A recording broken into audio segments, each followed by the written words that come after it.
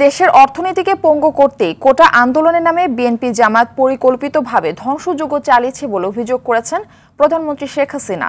শেরেবাংলা নগরে জাতীয় অর্থোপেডিক হাসপাতাল ও পুনর্বাসন প্রতিষ্ঠানে আহত রোগীদের দেখতে গিয়ে এ অভিযোগ করেন তিনি। পরে মহাখালীতে ক্ষতিগ্রস্ত সেতু ভবন ও দুর্যোগ ব্যবস্থাপনা ভবনও পরিদর্শন করেন সরকার প্রধান। এ সময় এত জ্বালাও পোড়াও, এত মানুষ মারা যাওয়ার পরও আন্দোলন কেন শেষ হচ্ছে না, আর কি উদ্দেশ্য আছে তা জানতে চান শেখ হাসিনা। বিস্তারিত আতিকার রহমানের রিপোর্টে। কোটা সংস্কার আন্দোলনকে কেন্দ্র করে সহিংসতায় আহতদের আর্তনাদে ভারী হয়ে উঠেছে জাতীয় অর্থোপেডিক হাসপাতাল ও পুনর্বাসন প্রতিষ্ঠান। তাদের দেখতে যান প্রধানমন্ত্রী শেখ হাসিনা। সরকার প্রধানকে পেয়ে আহত ব্যক্তি ও স্বজনরা কান্নায় ভেঙে পড়েন। প্রধানমন্ত্রীর কাছে বর্বর হামলার বর্ণনা দেন তারা। আবেগ আপ্লুত হন বঙ্গবন্ধু কন্যা। প্রধানমন্ত্রী এ সময় জানান, আহতদের চিকিৎসার সব দায়িত্ব সরকারের এবং নিহতদের পরিবারকে আর্থিক সহায়তা দেয়া হবে। যারা এখন আহত তাদের সকলের চিকিৎসা সুষ্ঠুভাবে হচ্ছে। আজকে চিকিৎসার জন্য যা যা লাগবে আমরা করে দিচ্ছি। আর যারা পা হারিয়েছে বা হাত হারিয়েছে আমরা কৃত্রিম পায়ের ব্যবস্থা করে দেব, যাতে তারা আবার সুস্থ মানুষের মতো চলতে পারে। এর মধ্যে একজন আবার প্রতিবন্ধীও, কাজে তার মা যাতে ভালোভাবে চলতে পারে। প্রতিবন্ধী অবশ্য আমরা ভাতাও দিচ্ছি, কিন্তু তাকে আরও ব্যবস্থা করে দেব। প্রধানমন্ত্রী বলেন, সব বাধা পেরিয়ে বাংলাদেশ যখন উন্নয়নের রোল মডেল হয়েছে, বদলে যাচ্ছে দেশের অর্থনীতি, তখনই বিএনপি জামাত দেশের ধ্বংসযজ্ঞ চালাচ্ছে।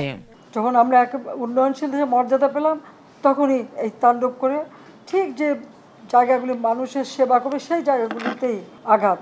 আমাদের অর্থনীতিকে সম্পূর্ণ পঙ্গু করে দিয়ে বাংলাদেশকে আবার ভিক্ষুকের জাতি করে দেওয়া, এটাই বোধহয় এদের পিছনে ষড়যন্ত্র। সেটাই হচ্ছে সবথেকে দুঃখজনক, যে দিন রাত অক্লান্ত পরিশ্রম করে বাংলাদেশটাকে যখন একটা জায়গায় নিয়ে আসলাম, আজকে সেখানে দেখি এই একদিকে জ্বালাও পোড়া সব কিছু।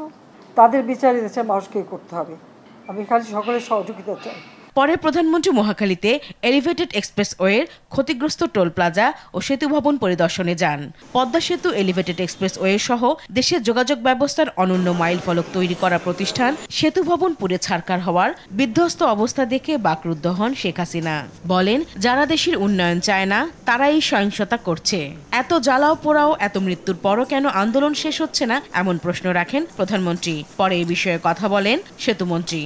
নির্বাচনে তারা হেরে যাওয়ার ভয়ে অংশ নেয়নি, ক্ষমতার উদগ্র লিপ্সা তাদের পেয়ে বসেছে। আন্দোলনের উপর ভর করে যারা সহিংসতা ধ্বংসযজ্ঞের মাধ্যমে একে রাজনৈতিক রূপ দেওয়ার চেষ্টা করছে, তাদের বিরুদ্ধে মুক্তিযুদ্ধের সপক্ষে সকল শক্তিকে শেখ হাসিনার নেতৃত্বে ঐক্যবদ্ধ হওয়ার আমরা আহ্বান জানাচ্ছি। প্রধানমন্ত্রী মহাখালীতে দুর্যোগ ব্যবস্থাপনা ভবনেও যান।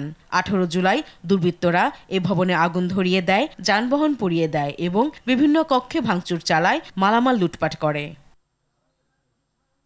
আতিকা রহমান, RTV, ঢাকা।